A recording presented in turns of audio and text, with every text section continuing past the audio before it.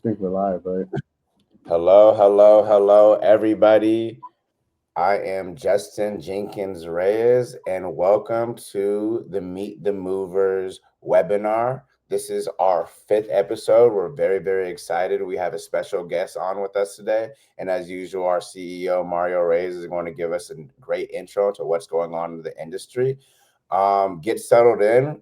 Put your questions in the chat because we're gonna be having an open question forum for these two experts, and we're gonna jump into it right now, you guys. So welcome to the Meet the Movers webinar. For those who are new and this is your first time, like we said, we want everybody to be open. We want open questions, and we're gonna get started right now. So, best in the Bay movers: the secret to overcoming obstacles and speeding up success. We're gonna jump into with what's been going on with our current journey at South Bay Moving Systems. It's the end of the moving move. It's the end of the summer. Winter has come. This is the home stretch before 2025. Mario, tell us what's been going on with your current journey with South Bay. Well, like this has been I would say this has been a challenging year for the moving business. This summer was kind of short. Election year, typical election year stuff to me, especially when there's an incumbent. When there's not an incumbent that's going to roll on the election. So I think the last time I saw something like this was prior to Trump coming in. I think it was about 2016 when it was like it got kind of frozen. So what we've been doing at South Bay is we've been just trying to go back over processes and going back over basics and blocking and tackling and knocking things out, like just basics. A lot of people, when it was real busy, I felt like they got into habits, like bad habits, and they didn't, or that like even from the truck side, if they thought, oh, I could probably do it with two guys, let me get it with three. And now they're going back to like this is the amount, like staffing the jobs correctly because like the profit margins aren't there like they were in the past.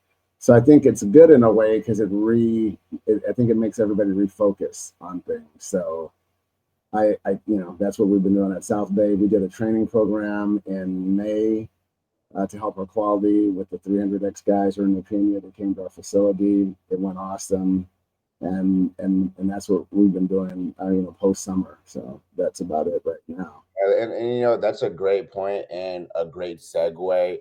Leading your team through times of uncertainty. I know you said, hey, things slow down. It's really easy to lose your best practices when you don't have jobs coming as frequently, especially during the selection season. What if you were talking to fellow movers or talking to people who are interested in the moving industry or thinking about buying a home? What is it during this specific season, during election season, that things slow down all of a sudden? Why do you think that is? Well, I think like it was a few things. It was interest rates were high, and people are waiting for them to either go down or for prices to drop. And really, in California, I can't speak for the rest of the country, it didn't really happen. Some prices went down, but not like dramatically. So there wasn't that many homes for sale because everybody was kind of staying put. I mean, why would you want to move your house to go, from like some people have 3% loans, 3% to an 8% loan. So why would you want to do that? So a lot of people just stay put and they're just wait and see. So I think that with the culmination of like there's uncertainty during the election, like who's going to be president, it just made everybody pause, corporate America pause to say, okay, we don't know what's going to happen, whose policies are going to affect us. And I think that everybody just kind of paused on it. Like I've always felt like during years where like when Obama was win his second term, everybody kind of knew he was going to win and things didn't bump. Or when George W. had a second term, it was the same thing. It didn't really, the business didn't like landslide either way. It just kind of continued. So I think that's that. I think that this summer we'll see some better movement on people and things. And I think now that we know what direction we're going to go, or there's going to be some policies in place, I think that that's going to be that's it. No, that's awesome. That's awesome. And thank you for jumping into how it affects, how it slows down, and how uncertainty in a move. I mean, uncertainty during an election is also got to translate to uncertainty when you want to move. In terms of uncertainty and overcoming those things, We have a special guest today. I'm going to soft hand off this to Mario because this is a good friend of his. Gulia is here. Hold on, let me bring her to the stage, everyone. Our own personal expert who we're super, super excited to learn about her journey within the industry, how she has had almost instant success with just a whole bunch of hard work and dedication. And then also just a good friend of Southbay's overall. I'm going to leave you guys to it and let this experts begin with their expert conversation. Okay, thank you very much, Justin. First of all, I just want to introduce Gulia to everyone out there, to her friends and business associates and my friends.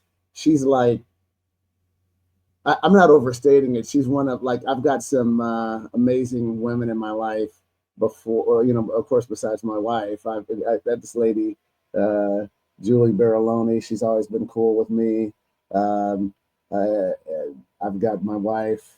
I've got a lady named Lisa in Dispatch, and I've had some other great ladies in my life besides my mom too. But and I'm not putting Julie up in that realm, but I want to say I was so impressed with her when I met her that I was just like, I instantly kind of latched onto her and I just thought she was so amazing. So I said, we were at another conference together and I said, why don't you come on and do a webinar? And she's a little shy sometimes not, but she decided to come on. So I'm happy that she's here. So I want to welcome everybody. Gulia, thank you for coming on.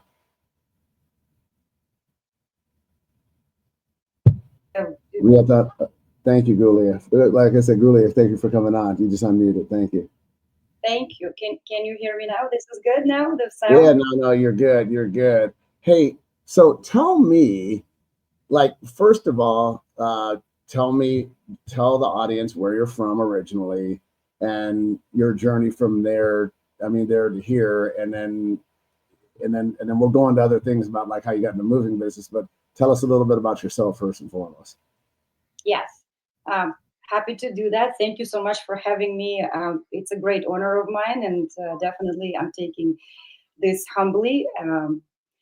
Born and raised in Russia, and then spent 24 years of my life there, and then I moved to Kazakhstan.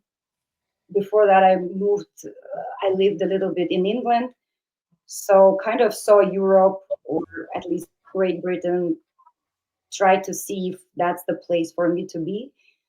Decided, of course, that's not, and moved to Kazakhstan. But from there was something in me that always wanted to go away somewhere because uh, being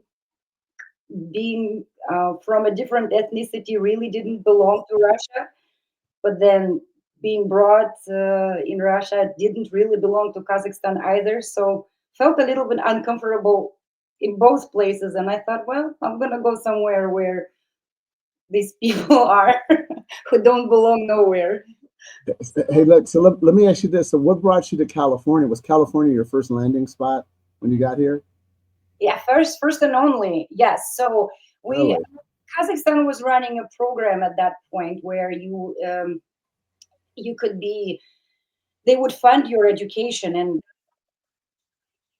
for was for to do my master's, and my government should have paid for it, but they said it should be like top 100 universities in the US. And I figured I'm just gonna go to Stanford or Berkeley. That's how I landed here, pretty much. Oh wow, that's something. That's amazing. Okay, so what? I mean, you actually have a lust for business. Like, I mean, like you always have been like kind of passionate. What made you choose the moving business? Tell me that. Well, I didn't choose the moving business. The business chose me. I'm glad it did. It didn't feel like a blessing always, but now that over the course of the years, there is a change of perception. But my brother, he's right there on the picture, standing with the box to the left.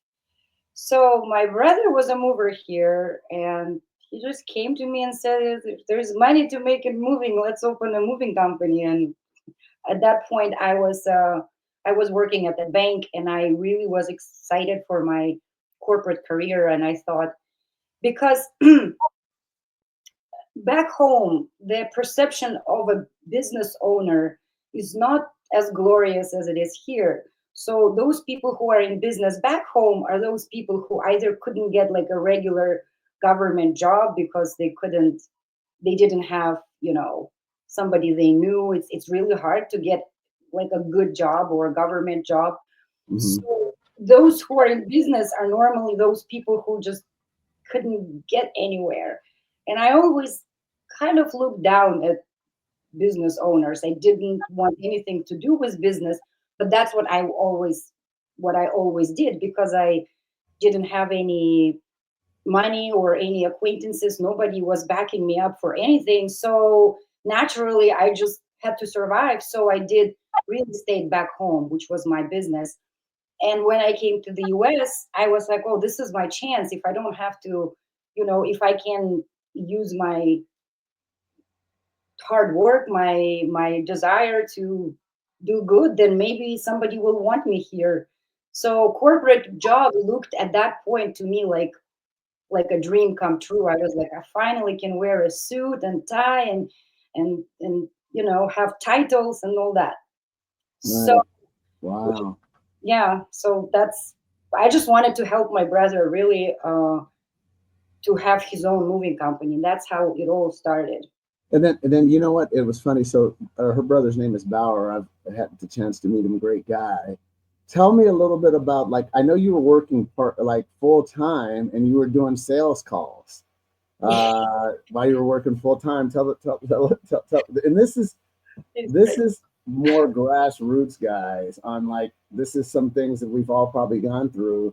When the companies are smaller, you know what I mean? Like, so tell them, Gulia, tell them about, like, when you first started, when you were, I won't even tell them where you worked, but let's just say you worked at a bank, and then go from there. Just Yeah. tell.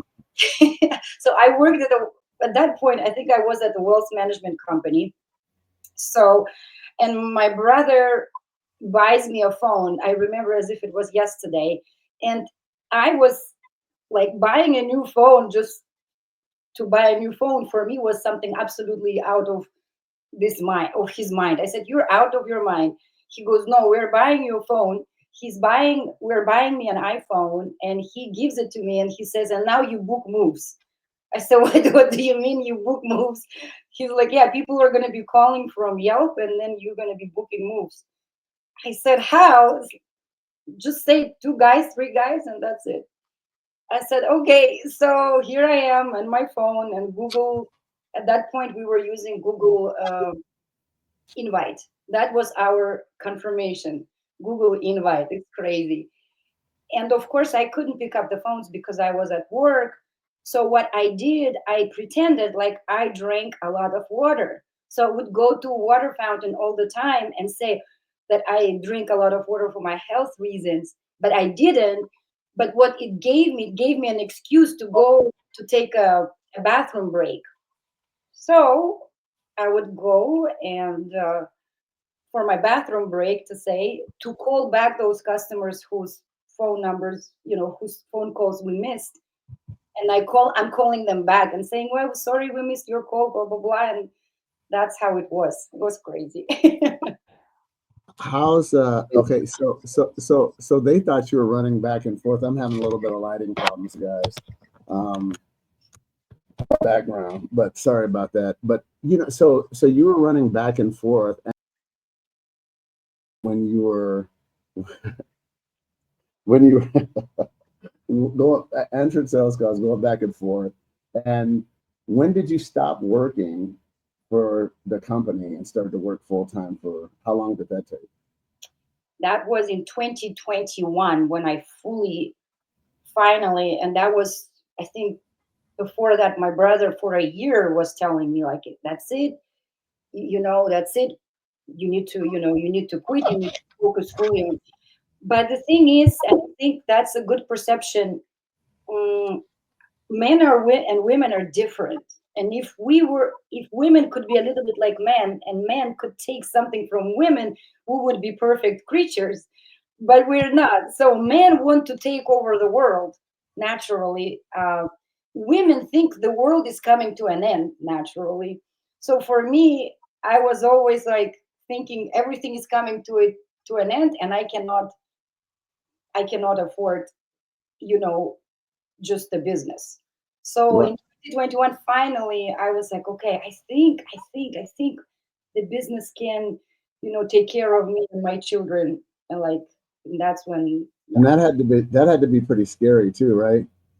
yeah, it was the scariest thing that I've ever, probably not ever done, but it was very scary. Yes, because I had to give up my licenses, my I did have a little bit of a, and if people here do struggle with kind of the identity or titles, I don't know, like I was almost ashamed to say I have a moving company, like as if it's Right. not smart, or you know, it's something like low level. I don't know, like there was something about it that it didn't sit well with me. I'd rather wanted to be a financial advisor, whatever, some title. It was so important for me. And Well, you're not alone because sometimes I tell people that like not a lot of people in our I've been in the business, Gulia for 40 years. A lot of people don't want their kids to do the moving business. They don't. They like and it's not that they're ashamed of what they're doing, but they're like, hey, it's not a glamorous business. I mean, just like you said before, I mean, if you're a financial advisor, it comes off the tongue sometimes better than I own a moving and storage company. And people don't realize the depth of it all. So I do agree there. But I think that, it doesn't matter when you're on the ground, like doing moves, or you're in ownership. I think sometimes we have to be a little bit of, be proud of what we're doing because it's a great service and a great business. And there's people that have made a ton of money doing it. So like, don't feel like, oh man, I'm just working for a moving company. And you know what I mean? When, like it might be more glamorous to say I work for Google, Facebook, Apple, things of that nature. But I think that's something within us in our industry that we have to change and say, hey, listen, yeah, I mean, I'm running a business, a multi-million-dollar business in both our cases, and it takes something, it takes a lot of effort. yeah, Let me ask you this: what were you surprised when you first, like, what was the biggest surprise when you got in the moving business? Like you said, you thought it was going to be this and it was that. Like, well, can you tell us about that a little bit? definitely, definitely. A quick thing about the Google. You work for Google. We pay for we pay Google, so don't worry about we, it. we support Google because we spend so much money on pay-per-click advertising. We fund Google. We're But part of their. Every time when I see, I go to San Jose Airport. There's the private side, and a lot of the Google jets are there, and I'm like, I should have ownership in that thing because I'm funding it. So I feel the same way. I feel like, yeah. But what was surprising for me, I think, and that's what kind of made me become really passionate about small businesses, was the how many people I met who really, really care. How many like wonderful owners, men and women, mostly men. Just the industry itself is kind of male dominated, but just overall moving company owners that really wanted to provide the great service, that really wanted to do something good for the community, for employees. Like I really saw a lot of integrity in this business, and it's something that I didn't expect. For sure, I didn't expect that. Well, um there's a lot of lady owners out there, and I wanted to illustrate them. Actually, we didn't get our show good enough. I wanted to do it for October for Breast Cancer Awareness Month, and have a show with more than a few ladies on here. Or I still may continue to do it. It's just interesting because everybody's got a journey, and it doesn't matter. It doesn't matter if you're like a lady or someone of color, or like it doesn't matter what walk of life you're from. If you're underserved, because I don't even think sometimes it's like a race thing. I would just say it's underserved when you don't know and you don't come from the background of like elite education, or that your parents own 6 businesses or whatever it was. I think it's more of an underserved thing. So I like to say that more than anything, because I think that I'm hoping that one day that I'll see that, like, that it doesn't matter that, race, creed, or sex doesn't matter anymore. It's just like, are they good or they're talented or not? So I'm always leaning that way. Listen, so like tough times, I know stuff's hard or was hard or not hard or goes back and forth. You ever thought one day, like we all have these days, at least I know I do, that I'm like, have you ever thought about quitting? Say, oh man, I've had enough. I'm tired of doing this. And like, can you tell us a little bit about that? I have thought about quitting more times than I can count, I think. And then, especially not so much in the beginning. And thankfully, it wasn't in the beginning. It was more like a little bit later when you understand what it takes. But thankfully enough, we were too far into the game. Like I already have felt like we had given so much of effort, blood, sweat, and tears that it was not an option. It wasn't an option at that point.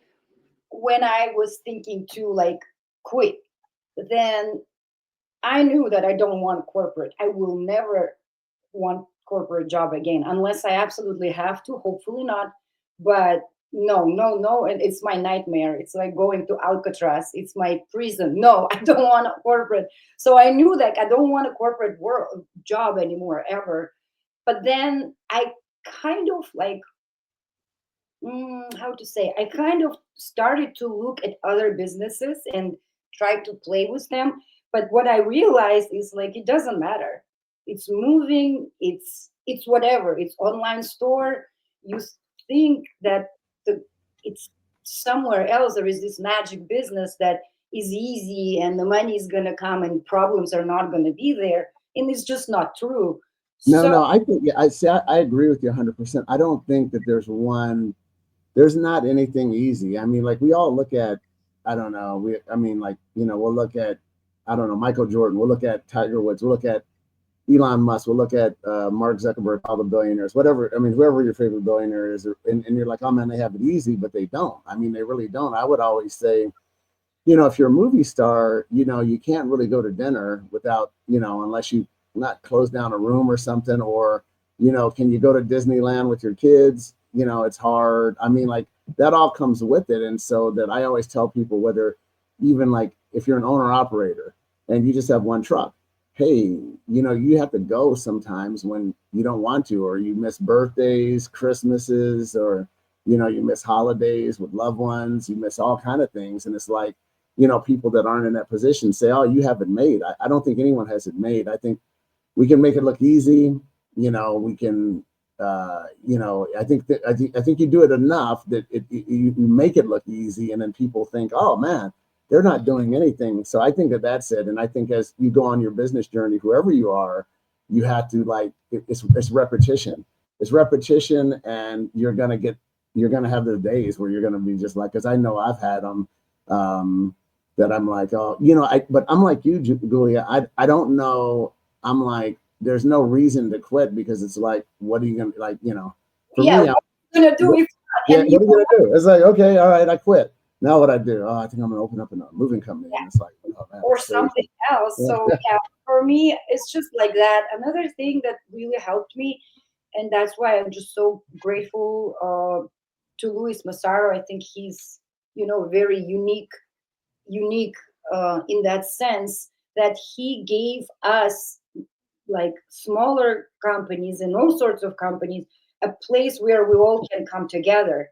And when you're thinking about quitting for whatever reason, being around the people who are going through the same, you will meet either people who have it worse than you, and you're like, oh shoot, like you realize, okay, I don't have it that bad, and you're gonna see people who have gone through that and came out on the other side.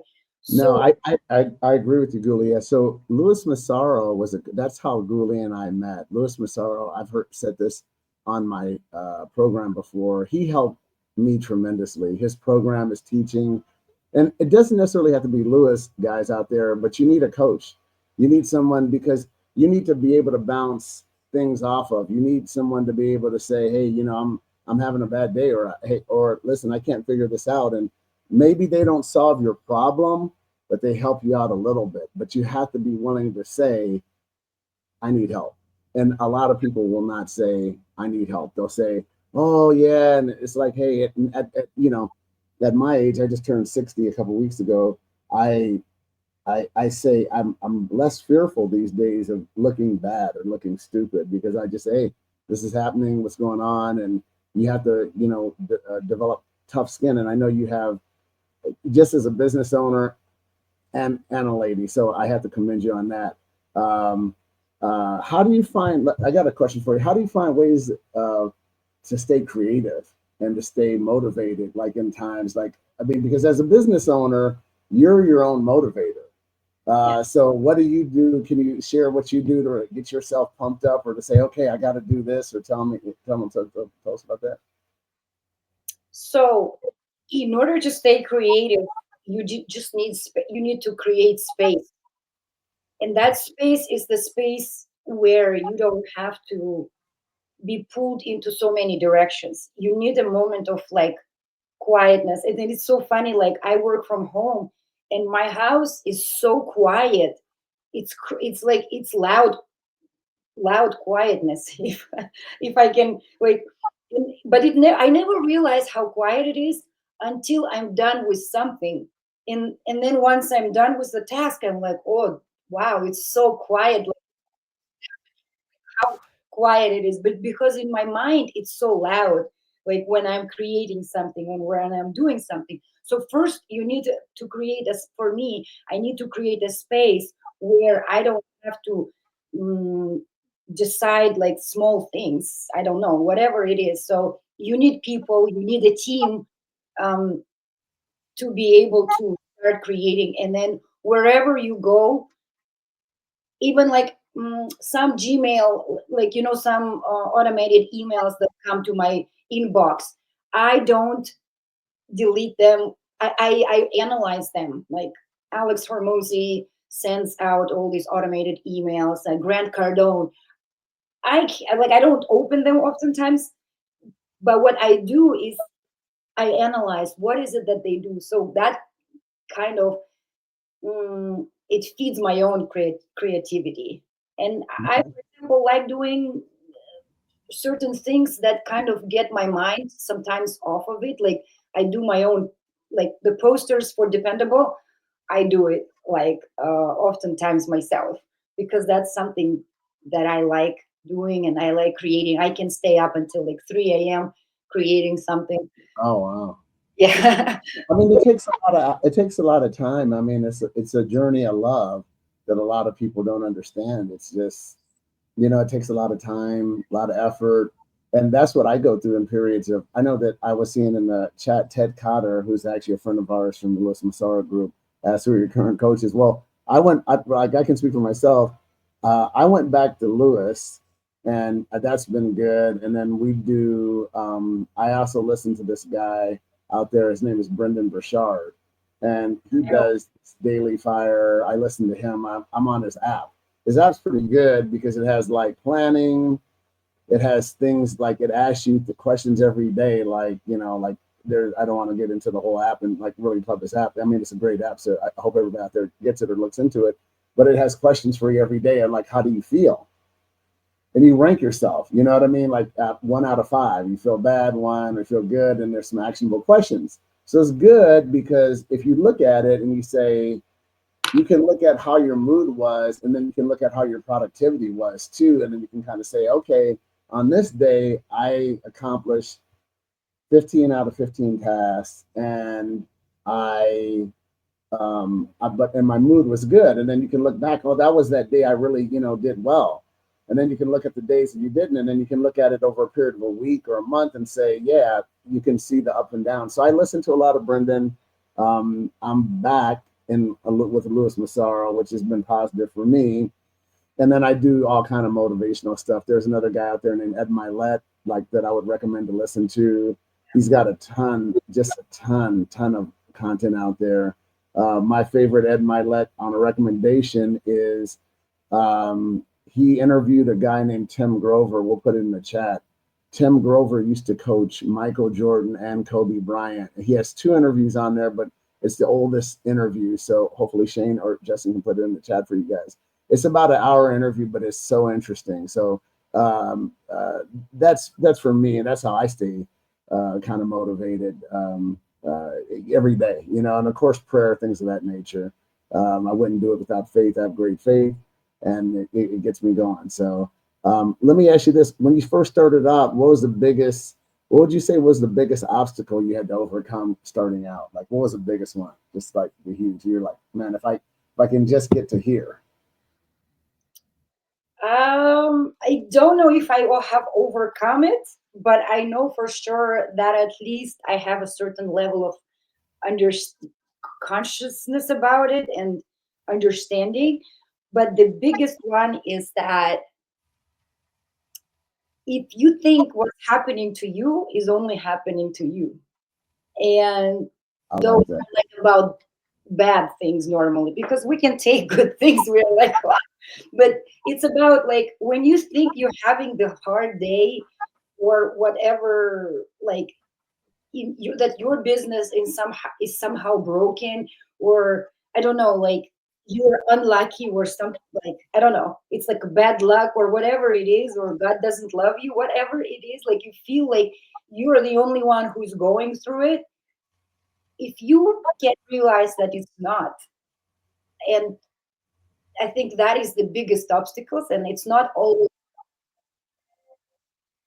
I still feel like that sometimes, and I need to remind myself, okay, like somebody has it worse.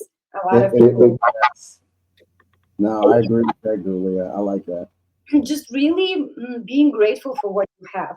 Like whatever the business you have is exactly what you have created. And that's your responsibility. Like this is what you have created. This is your responsibility.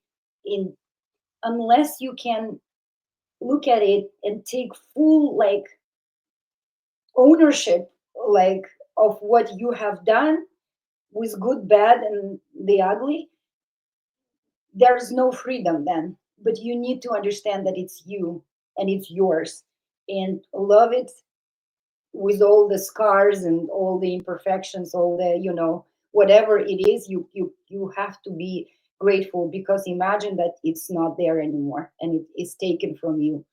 How So would that? we have a coach. We always have a gratitude thing. Like you have to be in gratitude every day, like because it can be worse. All you can always remember. Again, I apologize. This lighting thing, we're gonna get it knocked out the next webinar, but I apologize to everybody out there. But you have to be grateful. Um, um, um, uh, you have to be grateful. You have to come from a place of gratitude, because it seems like when you think your journey's hard, all of a sudden either it gets harder or you find someone like Gulia said that comes and it's like 10 times harder. So one good thing that I'll tell everybody out there, I was listening one time to a podcast with the UFC guy. He's Dana White. There's a guy named Dana White. He runs the UFC. And Yeah, Dana White said, I mean, like, I don't know the exact numbers, and I'm kind of gonna say it like the way I think he said it, or the way I think he meant it. But he would say things like this, because the UFC, I don't know if a lot of people realize, this struggled for years yeah, and years and years, and they just burned cash, and they were always broke, and they could never. For a long time, it was like a struggle, and a lot of people don't know that. And he said, "Oh yeah, if we get to like, I'm just making up numbers, but he was saying the numbers, I can't remember. If we could get to $20 million a year, oh my God, we're gonna have it made." He said he got to 20 million and he was like, oh shit, it's harder. Then he's like, okay, if we get to 50 million, our life is going to be changing and that's going to be perfect. He got to 50 and was like, it's even harder. And then 100. And so that he said that he just accepted the fact that there's different levels to stuff. Like you hear people on like hip hop guys, rap guys, rock guys say, it's different levels. It's different levels. So it's like once you get up to this level, you're like, it's hard, it's hard, it's hard. Then you get on there like, okay, so then you're running again and there's another level, it's another hill to climb. So I think it's a never ending learning process. And you know, you just start to make it look easier but everyone doesn't realize you're running really hard or you're trying really hard and you're working really hard. So it just never really, I don't think it never really stops. So Let me ask you this. I got another question for you. This is more of a. I'm going to bring the audience in on this. And I have to always give credit. This is more of a Louis Massaro type question. What advice would you give to your younger self? Looking back, so I don't even want to. We don't want to talk about age, but let's just say 20 Yeah. years, 20 years ago. What advice would you say? What advice would you give yourself if you saw young Gulia when she was, I don't know, 15, 16, 16, 18? Like, what would you tell her? Yeah, you understand how old you are when somebody who you're babysitting is getting married. I'm like, why? Didn't you wear diapers yesterday? Well, now, yeah. So if it's just when I started moving, like the moving journey, just the moving company journey, definitely I would say it's going to be harder than you think, and it's going to take a lot more effort than you think. And if you accept that fact and just accept it fully and do not resist it, it's going to be great. Mm, Uh, I would say find mm, find something like to make it like a game. Try to find playfulness in the serious stuff that you're dealing with. I think it's important. There is a little story when I was about 15 years old. I think I had to work as a, do you call these people who, like a dishwasher? I was washing dishes at the right. factory. And I, because I was so young, these ladies who worked there, they made me do some work that I wasn't supposed to do. But you know, you have a job, so you have a boss. So they just bossed me around, and they made me go into like a cellar, and they made me go and get some vegetables from the cellar, and it was had some rats, and it was very scary and dark place, and I was scared. But that what I had to do, what I had to do. So I take a broom and I go down that cellar, and I try to like shoo away the rats so that I can get the potatoes and whatever they needed. And I couldn't change that. That I couldn't change because that was the only job that was available. So I said, okay, I'm going to change something. And I started to play in my head that I was a Cinderella, and those rats were the horses at some point, or will be the horses. And I just literally made myself imagine that I was a Cinderella. And all of a sudden, rats are not all that scary. And, you know, I don't know, like I like to play that mind, like Well, kind of like. you know what, Gulia? You're not a Cinderella anymore. You're a full-blown princess. So, Queen is my next step. okay, you're a queen. I'm sorry. It's next step. I'm okay. I'm okay with Next up, right now, let's go, princess, queen. It's like ruler of the world. No, just oh wow. Listen, I wanted to say, I also wanted to ask you, what's next for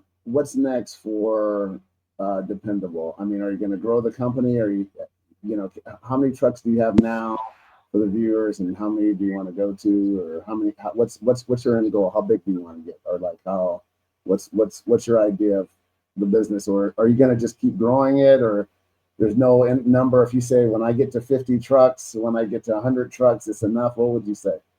I think, you know, for us, it's important right now to make sure that the growth does not affect the margins negatively, or to a point where the growth is not worth it. So right now we have 9 trucks, um, and I think we are focused on keeping them, improving the margins, and if that allows us to grow and keeping the margins, or naturally as you grow the margins do get tighter, but how much of that margin are we willing to give up in order to grow? Because I see a lot in moving, it happens a lot, and definitely it has happened to us as well. you make more money with 3 trucks than when you have 9 trucks. No, that's true. That's true. Yeah. Because sometimes the admin staff gets so big that, you know, you're kind of scratching your head on, you know, like the different breakpoints that you go to as an owner, that you're like, okay, I feel like I'm not making, because, you know, like at my size, I'm like, I keep on, you know, like I say the same thing. I'm like, wow, you know, but it's just, you have to push through it. You know, you have to push through it, or some companies, there's a term called a snapback. Sometimes you may even have a snapback and you say, hey, you know, I'm going to tool down and get a little smaller and a little leaner, which is okay too. The biggest thing that I would say in this environment is, if you can get, like, for all the small company owners that are like, man, they're unsure, I say if you can get to next year, you're gonna be golden. I think we're gonna see a big pent up demand for moving from the military side. I know, I don't know exact numbers. So like all my military friends out there, executives may say, I think it was like 1 year, I think the year before last, they held back like 8 or 9,000 moves, and then another 8 or 9,000 moves. So there's like 20 or 30,000 moves that need to occur out there that I don't know when they're going to occur. So that has to happen. And then interest rates are coming down. I think, I don't know if we're going to ever see like the really, really low interest rates, but I think it's going to be in the middle of where it was and the lowest point. And I think it's because I remember when interest rates were like 16%, like it was like crazy, but housing wasn't that much either. So I think that it'll balance out a little bit there. And I think everyone's figuring out with AI what they can do, what they can't do. I think everyone's going to go, like, not everyone, but a lot of people are going to go back to work on site. You know, it's a big mission for everyone to go back. Some it's good, some it's bad. Like, you know, I work from home a lot of times, but when you work from home, I always feel that you're not, like, if you had to go into the office, you might buy coffee, you might buy a pack of gum, you might have to buy fuel for your car, and that stimulates the economy. So I think that's what we're kind of seeing right now. And I think everyone going back to work might be not the best idea for the individual, but I think for the economy, it'll be pretty good. That's just my opinion. There's no facts on that. I would say that. So I would say, Gulia, I would say this, do you have anything else that you want to add to it, that if you could wrap up and say anything, and you can say it, like, if you want to say anything to, you know, if you have anybody back home that's going to see this, if you'd like to say something, you can say it. If anybody out there has any questions for Gulia, put it in the chat. But if you've got a wrap up or anything to tell us, or if you want to, like I said before, if you want to say it in Russian, if you want to say it in your native tongue, that's fine too. And if not, we're open for questions. Yeah, I mean, I'm grateful for where we are. I think there is a lot more work to do. And I think instead of running away from work, we should welcome it and stop resisting it. And I'm coming from my own kind of way of thinking, because it feels like I always worked so hard to, and the end goal was like not to work. I don't know, but I think it's kind of a little bit wrong. I don't know, like, embrace the work, embrace where you are. It sounds kind of cheesy, but if you really mean it, it is not. So yeah, it's tough out there, but Keep working hard. I think that's the message.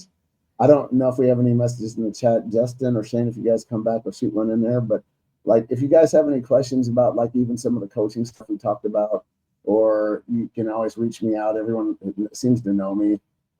If not, just reach out and I'll answer. I'll give you what I got, as always. Or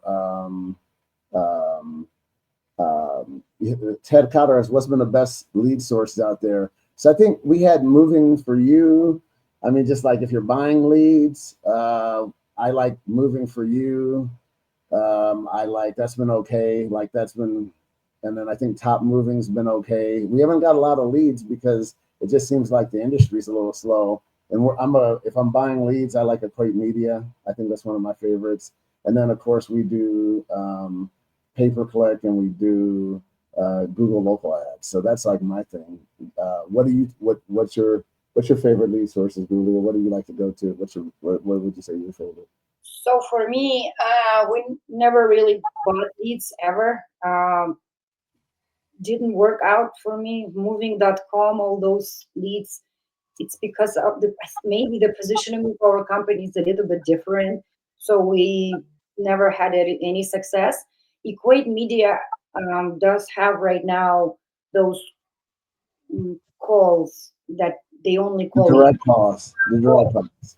Yeah, yeah. we had some success with it, but I don't know. We just had a drop off in it on a closing ratio. I don't know if it was our. I don't. I really don't know if it was our sales. I don't think it is. But like for those out there, the usual. So like if you go like moving.com or Equate Media, the cheaper ads. I mean, to be honest with you, a lot of the professionals in that industry will tell you it's usually like a 3% closing. If you're doing over 3% on that work, it's actually good. We do decent on it, like we're a little bit more than double that, and I think it's respectable. But I've been told 3%, and I was like kind of awestruck. Like, so if you get 100 leads to get three, that's where it is. If you can get 6 or 7, I think you're doing good. I know with Google Guarantee, I think we're like I think we're 50-50 on that or something like that. I don't really know the numbers, but I think that's like our best return on investment. I mean, like our best ad source. So I don't know, buying leads. It's good to start there. I mean, it's not a bad thing. Like, why not? I don't say no, don't do it, but sometimes it doesn't work. Like Gulia says, it depends on you, it depends on the area you're in too. And then we're both California. In fact, we're both Northern California. So maybe Equate Media works out here, but then it may not work where you in Nashville. And then so you have to, take that in consideration. Ted Cotter actually asked another question. Do you do postcards? I do postcards. It's been good. Sometimes it's like it's funny for me. I don't know about Gulia if she does postcards, but it's funny for me with the postcards. Sometimes it works. I feel like it's not working, like we're not getting anything, and all of a sudden we get 7 moves, you know what I mean, off them. And I'm like, wow, that was great. So it's like it seems like it's a seesaw. There's no steady anything, and I'm still working on that. Yeah. So what do you think? What do you think about that, Gulia? What, you use postcards? We do. It's inconsistent as well with us. Now, for us, Google has always worked, but it took some money to get where we are right now. But for us, it's always been Google, and then networking. That's what actually how we were able to start is by working with stagers, because they provided us this steady income. It wasn't much, but it was enough to start. And yeah, so keep working with stagers, realtors, etc. And that is something still that I'm working on. I think community outreach is good. I think it is good. I think that, like, that's old school stuff, and a lot of people got into like pay-per-click advertising, and they said, okay, this is, and it was easier. But like, I think like postcards made a comeback. I think just door knocking. I mean, there's a door knocking campaign. People just knocking. If you want to be like a hometown dominator, sometimes you may go to door. If you're an office mover, you may want to knock on doors of businesses. I mean, you may be like, you have to be careful because depending on where you are, they might like come out like, hey, who are you? But I think, like, I've heard people say that. I don't do it, but I think we do more community outreach these days than ever before. I got Kelly Bedford asked, have you ever used social media to engage your target audience? Well, not as much as I probably should. We're gonna embark on a new marketing campaign that's gonna have some social media stuff on it. But it's going to be in conjunction with our Google stuff. So I think think you have to hit it from a few different ways. I'm not a marketing expert, but from what I know is they, like a lot of the marketing experts I talk to say, hit it from all corners, hit local ads, hit pay per click, and then use like a retargeting thing back to social media. Our business doesn't do as well sales wise on social media, but we get moves from it. I like to do a little bit more, and it's starting to become easier to measure the return on investment when you do a little bit. So I think it's something that's going to be bigger, but I think a long time it was just hard to find a return. What do you think, Gulia? So for social media, I feel like it's a necessary kind of additional way, because it's not more for lead generation, it's more for brand recognition. So from that perspective, it is important to have, and that's what we do as well. We do retargeting. I have tried a few times to do some kind of campaigns on Instagram and Facebook, but I don't have any reliable data because I feel like it never really worked. But it could be that I didn't really. I think, anything can work if you like focus on it and make it your priority. So because we haven't made this our priority. We did a few campaigns. We did a few months of like LinkedIn AI outreach that didn't really generate much. But again, at least retargeting must be done at the very Yeah, least. no. And then like you said, brand recognition, just getting your name out there, and then someone sees your trucks and they're like, oh, there they are, So I think it's a little bit of everything. So I think that's been like um the hesitancy of a lot of smaller companies going all in with Facebook or whatever. And the bigger companies, there's big companies that do a ton. They're not even in California, but I know I have a few friends who are doing like a ton of work on social media. So I think that a little bit of it is the area that you're in, a little bit of it is just brand recognition, and a little bit of it is just what Gulia said. I think that if you really roll up your sleeves and you want it to work, it will, and then you become really really aware of all the things that you need to do. And I think that that's something too, and that's something that, like, that's just like in the business, is just like it depends on how much time you put into it. So we're exploring it right now, and we're going to have a program that starts in, I think, in the first quarter. We're starting out but bigger. And then Ted Cotter came back, are we getting moves from staging jobs? They come and they go. For me, Ted, we're doing a lot of designer work now. We're receiving and doing some final mile stuff. That's pretty good. If you guys have a warehouse, we're doing more and more final mile stuff out there. There's designers. Years ago, a lot of the designers everything was blanket wrap, the expensive stuff. Now they ship it by box or container, and then you have to undo it when you get it and look at it, and then maybe re-containerize it or blanket wrap it. And I think they're able to send more doing it that way because it can be a little bit rougher on the pieces. But back in the day, there's a company that specialized in it, Plycon, and another company called ProPack, and everything was blanket wrapped, and they did a fantastic job. But it's an artwork. I mean, it's a real high skill, like white glove service that a lot of people can't provide. But yeah, the staging jobs, Gulia, how about you? You mean a different?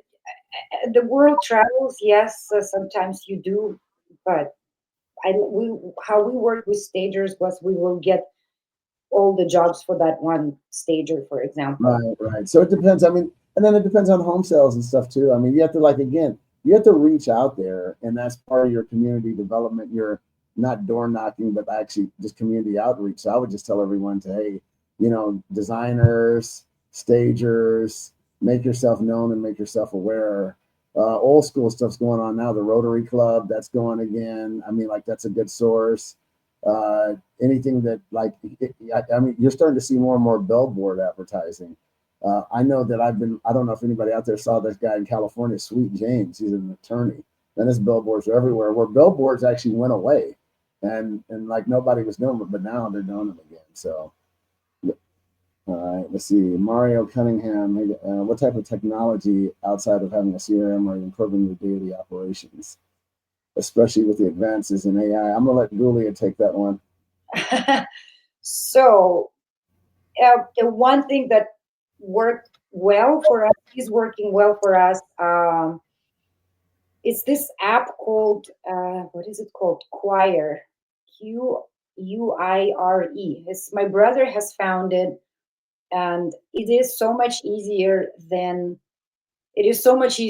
like Asana, for example, which is very complicated. We started Asana and we didn't do it. So this is just the app for us to organize and get things done and get the projects done. It's very easy to use. It's for, um, I highly recommend that. That's what we use to keep us organized and to keep the projects going. That is very good for our daily operations. There is one app called Motion.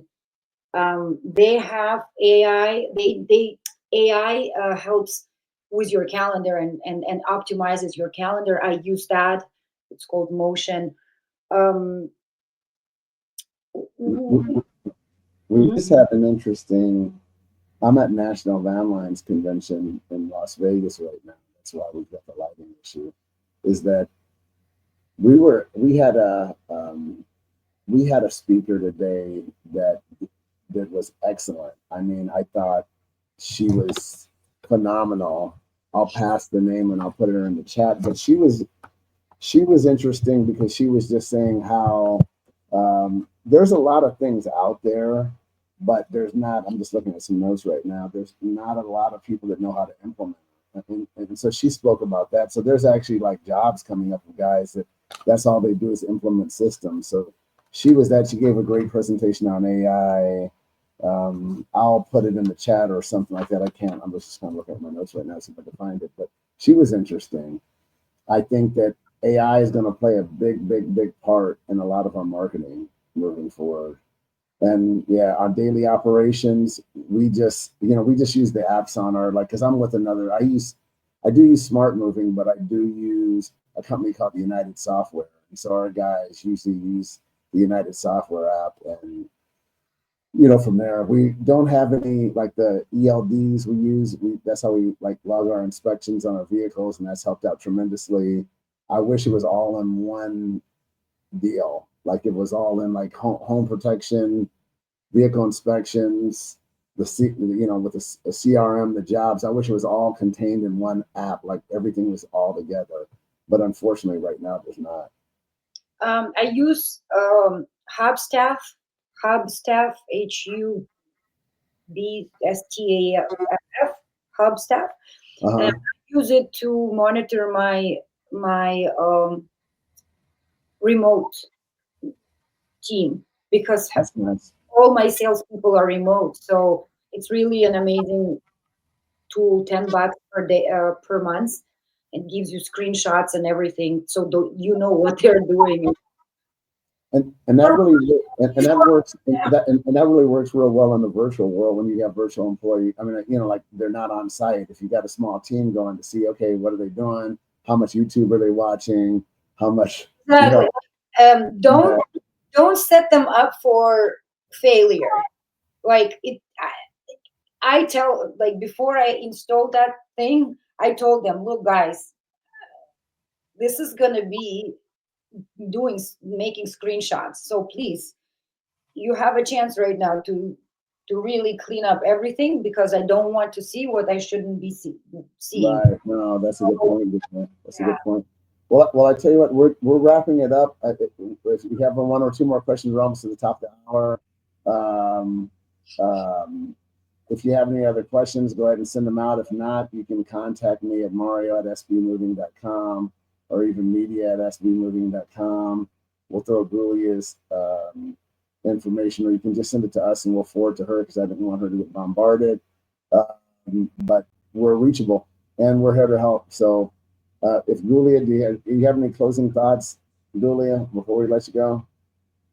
Oh, just keep up with the good work and uh, let's help each other. And the strength is in this community coming together and working together, making our hard job easier. Okay, well, listen, I wanted to thank you for coming on, and like I said to everyone, hey, I'm amazed at what you've accomplished, and I can't wait to see what the future holds for you. And I hope to be on that ride for a long time. So that's good. Um, Everybody out there, thank you for joining again for my lighting problems. I promise the next one I'll be a little bit clearer. But anyway, I just wanted to say that anyone that knows me, blame my head, not my heart. You know, I love you guys out there. Um, that's it for today. Thank you very much, and God bless. Thank you so much. All right.